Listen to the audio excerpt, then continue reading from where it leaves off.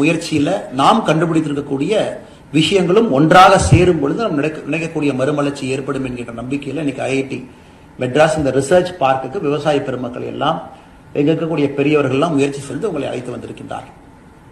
சமீபத்தில் அமெரிக்காவுடைய ஜனாதிபதி டொனால்டு ட்ரம்ப் அவங்க ஒரு 10 நாட்களுக்கு முன்பு ஆர்டிபிஷியல் இன்டெலிஜென்ஸ் சமிட்ல பேசினாங்க. எத்தனை பேர் அதை கேட்டீங்கன்னு தெரியல. நான் அதை உங்களுக்கு சுருக்கி ஒரே நிமிஷத்துல சொல்றேன். டொனால்டு ட்ரம்ப் என்ன சொன்னாங்கன்னா, ஒரு முன்னாடி பெரிய பெரிய ஜெயின்ஸ் எல்லாம் இருக்கிறாங்க. மெட்டாவோட சிஇஓ, நிவிடியாவுடைய சிஇஓ, இந்த குளோபல் கார்பரேஷன்ஸ் கூகுளுடைய சிஇஓ எல்லாம். ட்ரம்ப் வந்து 3 விஷயம் அவங்க முன்னாடி வச்சாங்க.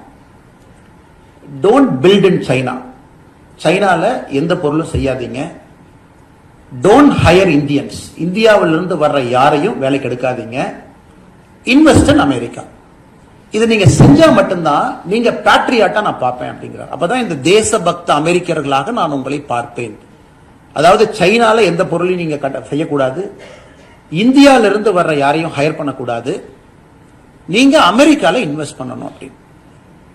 இது என்னை பொறுத்தவரை இந்தியாவுக்கு மிகப்பெரிய ஒரு வரமாக நான் பார்க்கின்றேன். ஏன்னா கடந்த ஒரு 5 வருடங்களாக அமெரிக்காவுடைய நெட் H1B விசா பாத்தீங்கன்னா 72% இந்தியா வாங்கியிருக்கோம். 72% ஆஃப் யூஎஸ் H1B விசா இந்தியர்கள் போயிருக்கும்.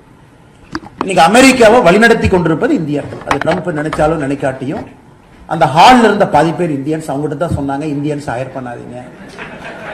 கடந்த 3 வருடங்களாக அமெரிக்காவுக்குள்ள அதிகமா படிக்க போற ஸ்டூடெண்ட்ஸ் 1,25,000 பேர் ஒரு ஆண்டும் சராசரியாக, அதுவும் Indians. We take the highest number of student visa, அது நம்ம தான்.